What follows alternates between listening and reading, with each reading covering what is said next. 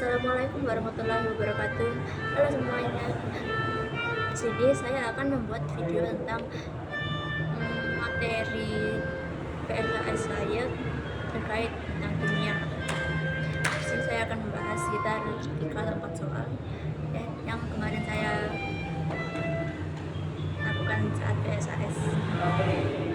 Di sini saya akan membahas soal hitungan pada nomor 5 yang ada di kisi-kisi yang telah dikirimkan oleh Bang.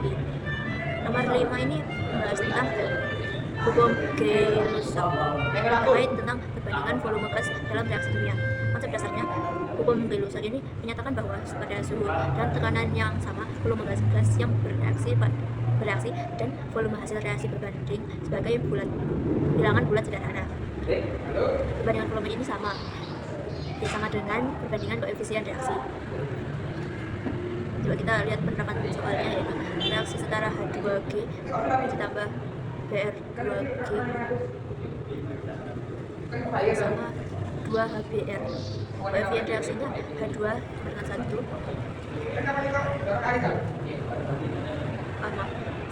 H2 banding 1, Br2 banding 1, HBr banding 2. Perbandingan volume H2 banding Br, 2 banding HBr adalah 1 banding 1 banding 2. Nah, soalnya diketahui gas H2 dan gas Br direaksikan dengan volume yang sama. Misalnya volume awal H2 adalah V dan volume awal Br2 adalah V. Kita lakukan perhitungan perbandingan koefisien H2 dan Br2 adalah 1 banding 1. Maka kedua gas akan habis bereaksi seluruhnya. Jika volume H2 bereaksi sama dengan V dan volume Br2 yang bereaksi sama dengan V, maka volume gas HBr yang terbentuk dapat dicari menggunakan perbandingan koefisien terhadap volume awal, misalnya V. Nah, sini menggunakan rumus volume HBr sama dengan koefisien HBr dibagi koefisien H2 dikali H2 awal. Kita terapkan volume HBr sama dengan 2/1 dikali V. Volume HBr itu sama dengan 2V, dari 2/1 dikali V nya. Jadi kesimpulannya, jika volume awal H2 dan Br2 adalah sama V, maka volume gas HBr setelah reaksi akhir adalah 2 kali volume awal gas H2 atau Br2. Nah, selanjutnya kita bahas soal nomor 6, hitungan lagi. Soal ini membahas tentang perhitungan pengenceran larutan yang sering digunakan dalam kimia dan farmasi. Konsep dasarnya, pengenceran adalah proses pembuatan larutan yang lebih encer dari larutan yang lebih padat dengan menambahkan pelarut. Prinsip dasarnya adalah jumlah zat pelarut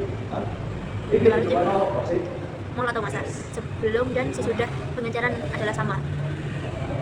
Ya, dalam presentasi konsentrasi kita bisa menggunakan rumus V1M1 sama dengan V2M2. Kita terapkan dalam soal keadaan 1 yang pekat. M1 sama dengan 100%, V1 itu yang kita cari. Dan di keadaan 2 yang encer itu M2 sama dengan 50% dan V2 100 mili. Nah, kita masuk ke perhitungannya. V1M1 sama dengan V2M2. V1 kita kali sama 100% sama dengan 100 mili dikali 50%. V1 sama dengan 50 mili dikali 50% dibagi 100%. V1 nya jadi sama dengan 50 mili. Nah, kesimpulannya, volume alkohol 100% yang dibutuhkan untuk membuat 100 mili hand sanitizer dengan kadar 50% alkohol adalah 50 mili. Sisanya 100 mili dikurangi 50 mili sama dengan 50 mili. 50 mili adalah pelarut dari sanitizer itu, biasanya air. Di sini sebenarnya saya mau bahas soal yang teori, cuma saya nggak begitu paham gimana bagaimana saya menjelaskan itu, saya bingung. Jadi saya akan memberitahu jawaban dari soal nomor 16 dari kisi-kisi yang diberikan Bang. Reaksi 1 sistem melepas kalor, reaksi endotherm itu salah, harusnya exotherm. Reaksi 1 entalpi reaktan lebih besar daripada entalpi produk, benar, karena H reaktan melawan H produk. Reaksi 1 kalor mengalir dari sistem lingkungan, benar, karena ini adalah definisi reaksi exotherm. Reaksi 2 sistem menyerap kalor, reaksi endotherm, benar, karena entalpi H positif. reaksi 2 mengalami kenaikan suhu. Salah. Reaksi endoterm cenderung menyebabkan penurunan suhu lingkungan karena sistem menyerap kalor. Kalau saya lihat pernyataan yang paling akurat dan merujuk pada salah satu pilihan adalah reaksi 2 sistem menyerap kalor dan reaksi endoterm. Lalu saya akan membahas soal teori yang kedua.